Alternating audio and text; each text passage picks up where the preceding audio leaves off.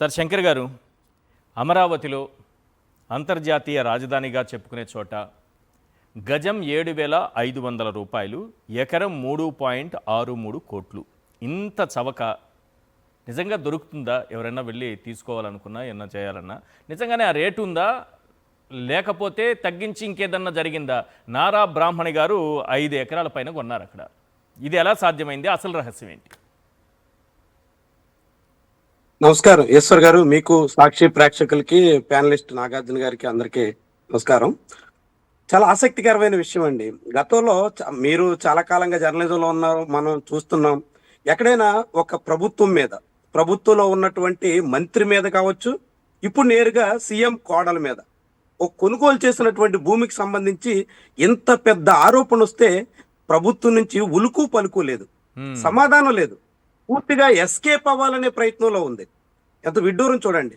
మొదటేమో CRDA రికార్డుల ప్రకారంగా 163B అక్కడ ఉన్నది శ్మశానం అని చాలా క్లియర్ గా మెన్షన్ చేసినట్టు మీరే డాక్యుమెంట్ చూపించారు.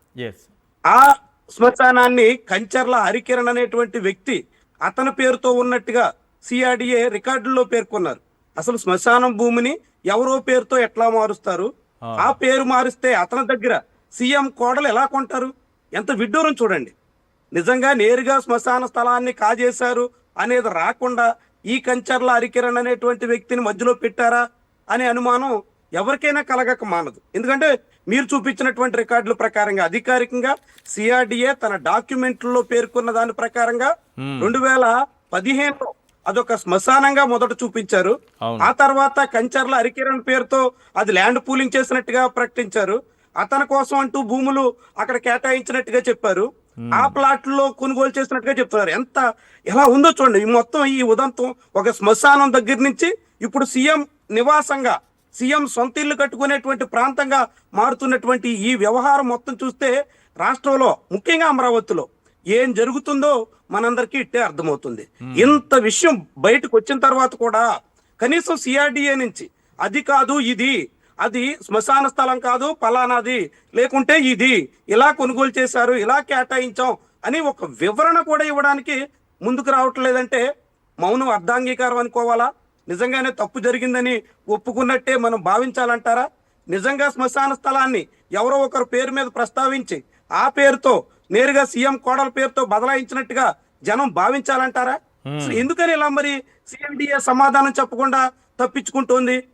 ఎంత విడ్డూరం అంటే, అదే వెలగపూడిని ఆనుకున్న మందడం గ్రామంలో రామారావు అనే రైతుకి భూములు ఇచ్చిన తర్వాత ఆయన తను త్యాగం చేసి అమరావతి నిర్మిస్తానంటే ప్రభుత్వం మాటలు నమ్మి భూములు ఇస్తే ఆయన ఉద్ధరించిన దానికి పోయి ఆయన ప్రాణం తీసేటంత వరకు వచ్చారు.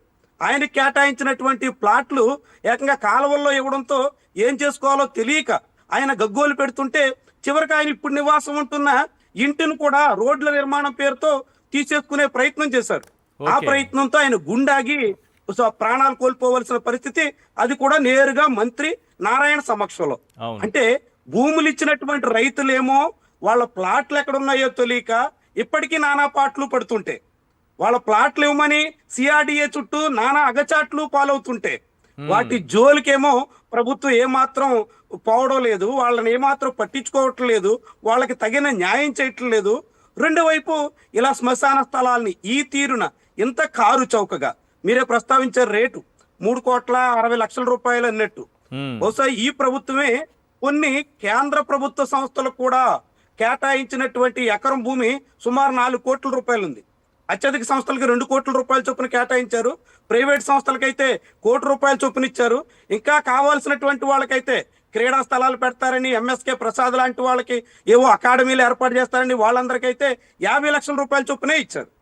అంటే అదే అమరావతిలో ఎంత రేటు చూడండి. ముఖ్యమంత్రి కోడలు ఇల్లు కట్టుకోవడానికి భూమి కొంటే 3,60,00,000, కేంద్ర ప్రభుత్వ రంగ సంస్థలు అక్కడ ఒక కార్యాలయం పెట్టాలంటే 4 కోట్లు, ఇంకొన్ని సంస్థలకేమో 2 కోట్లు, ప్రైవేటు వాళ్ళు అకాడమీలు పెడతామంటే వాళ్ళకేమో 50 లక్షలు. అంటే ఇందులో ఇంకా ఏ ఒక విధానం కానీ, దీనికి ఒక పాలసీ కానీ ఏమీ లేకుండా నచ్చినటువంటి వాళ్ళకి ఒకలాగా, నచ్చినటువంటి వాళ్ళకి ఒకలాగా. ఇందులో ఇంకొక పాయింట్ ఉంది. ఇది కోర్ క్యాపిటల్లో ఇచ్చారు. యాక్చువల్లీ ఇంతకుముందు రామారావు గారి గురించి చెప్పారు మీరు. చాలా మంచి పాయింట్ తీసుకొచ్చారు. ఆయనకేమో ఏ కాలువ గట్టునో ఇస్తానంటే నేనేం చేసుకోవాలని గుండె ఆగి చనిపోయినటువంటి పరిస్థితి వస్తుంది. ఇక్కడ కంచెర్ల సాంబశివరావు, కంచెర్ల శాంతి కిరణ్, కంచెర్ల ఓంకార్, కాట్రగడ్డ గీతాశ్రీలకు సిఆర్డిఏ రిటర్నబుల్ ప్లాట్స్ కింద ఇచ్చింది. ఆ ప్లాట్లను సీఎం చంద్రబాబు నాయుడు తనయుడు మంత్రి నారా లోకేష్ భార్య నారా బ్రాహ్మణి ట్రస్టీగా ఉన్నటువంటి నివాస ట్రస్ట్ పేరు మీద 18.75 కోట్లకు కొనుగోలు చేశారు సార్. విషయం ఏంటంటే ఇక్కడ రిటర్నబుల్ ప్లాట్స్ 60,000 ప్లాట్స్కు పైగా ఇవ్వాలి, కానీ ఎవరికి రాలేదు. అంతా పేపర్ల మీదే చూపించారు అందరికి ఇప్పటి వరకు. అందులో కూడా చెరువులు, శ్మశానాలు, కాలువలు ఇవే చూపించారు అందరికి, మీకు అక్కడుంది ఇక్కడుందని. కానీ ఈ భూములు మాత్రం వీళ్ళకి ఇచ్చినటువంటి రిటర్నబుల్ ప్లాట్స్ మాత్రం కోర్ క్యాపిటల్లో ఉంటుంది. అది ఎలా సాధ్యం? చాలానండి. మీరు ఇప్పుడు మనం మాట్లాడుకుంటున్నటువంటి స్థలం చంద్రబాబు నాయుడు కోసం అంటూ ఆయన కోడల పేరుతో కడుతున్నటువంటి నివాస స్థలం, అది అత్యంత కీలకమైనటువంటి ప్రాంతంలో ఉంది. ఎందుకంటే ఇప్పుడున్నటువంటి వెలగపూడి సచివాలయానికి, త్వరలో నిర్మిస్తామని చెప్తున్నటువంటి ఐకానిక్ భవనాలకి అన్నింటికీ మధ్యలో ఉంటుంది. సిఆర్డి ఆఫీస్ కి, ఎమ్మెల్యే క్వార్టర్స్ కి చాలా కీలకమైనటువంటి ప్రాంతంలో ఇప్పుడు ఈ నివాస స్థలాన్ని కడుతున్నారు. అంటే అంత ముఖ్యమైనటువంటి ప్రదేశంలో ఈ కొద్ది మంది రైతులకి ఎట్లా రిటర్నబుల్ ఫ్లాట్స్ క్లారిటీ వచ్చింది. మిగిలినటువంటి వాళ్ళందరికీ పేపర్ మీద కూడా కాదు, కేవలం కంప్యూటర్ స్క్రీన్ మీద రైతులు వెళ్ళినప్పుడు కంప్యూటర్ వేసి మీకు స్క్రీన్ మీద అక్కడ వస్తుంది ఇక్కడ వస్తుంది అన్నట్టు, ఇప్పుడు మీరు లైవ్ లో ఎట్లయితే కొన్ని డాక్యుమెంట్స్ స్క్రీన్ మీద చూపించారో అదే మాదిరిగా చూపించి అంతటితో సరిపెట్టారు. మిగతానటువంటి రైతులకి, నిజమైనటువంటి భూములు ఇచ్చినటువంటి వాళ్ళకి ఎక్కడ నిజమైనటువంటి గ్రౌండ్ లెవెల్లో చూపించే ప్రయత్నం జరగలేదు. అక్కడ ఇక్కడ వాళ్ళు చెప్పినటువంటి సర్వే నెంబర్ల ప్రకారంగా, వాళ్ళు ఇచ్చినటువంటి డేటా ప్రకారంగా వెళ్ళి చూస్తే కొన్ని చెరువుల్లో, కొన్ని కాలువల్లో, కొన్ని ఎక్కడెక్కడో ఉన్నాయో లేవో కూడా తెలియనంత పరిస్థితిలో కనిపించిపోతుంది. ఇట్లా రైతులేమో, భూములు ఇచ్చినటువంటి వాళ్ళేమో ఆ తీరున ఇబ్బందుల్లో ఉంటారు. ఎక్కడ ఎవరికి ఏమొస్తుందో తెలియక ఇంకా అవస్థలు పడుతుంటారు. ఇట్లా కొద్ది మందికి మాత్రం ముఖ్యమంత్రి నివాసం కోసం అంటూ ఆ ఒక్క ప్రదేశం, ఆ ఒక్క ప్రాంతాన్ని 5 ఎకరాలు ఎట్లా ఇచ్చారు అన్నది మాత్రం ఎవరికి అంతుపట్టినటువంటి విషయం. ఎందుకంటే అనేక అనుమానాలకి తావిచ్చేలా ఉన్నటువంటి వ్యవహారం. దీని మీద సిఆర్డిఏ ప్రజలకు సమాధానం చెప్పాలా, కనీసం అమరావతి ప్రాంత రైతులకి వివరణ ఇవ్వాలా. వివరణ కూడా ఇవ్వకుండా ఎలా ఏం చేసినా, ఏం రాసినా, ఏ వార్తలు వచ్చినా తప్పించుకుపోదాం, అంత మౌనంగా పోదాం అనేటువంటి రీతిలో ఈ ప్రభుత్వం కనిపిస్తుంది. చాలా ప్రమాదకరమైనటువంటి పోకడ. ఎందుకంటే నిజంగానే ఇలాంటి విషయాలు బయటకు వచ్చినప్పుడు ఈ ప్రభుత్వం మాట్లాడలేదా అంటే సాక్షి మీద, సాక్షి ఎడిటర్ల మీద, సాక్షి విలేకరుల మీద రాష్ట్రం మొత్తంగా 10ల సంఖ్యలో కేసులు పెట్టారు ఈ ప్రభుత్వం వచ్చిన తర్వాత. వార్తలు రాసినందుకు 10ల సంఖ్యలో కేసులు పెట్టి, ముఖ్యమంత్రి ఇంటి నిర్మాణంలోనే అవకతవకలు జరిగాయి, అక్రమాలు ఉన్నాయి, అనేక అనుమానాలు ఉన్నాయి, అనేక రకాలుగా అడ్డగోలు దందా నడుస్తుంది అనేటువంటి సందేహం కలిగించే రీతిలో వార్తలు వస్తే మాట్లాడకుండా, సమాధానం చెప్పకుండా పక్కకు తప్పుకునేటువంటి రీతిలో వ్యవహారం సాగడం అంటే ఖచ్చితంగా ఈ విషయంలో చాలా పెద్ద స్థాయిలో జరుగుతోంది అక్రమాలు అనేటువంటి అనుమానానికి అందరికీ ఆస్కారం ఇస్తుంది.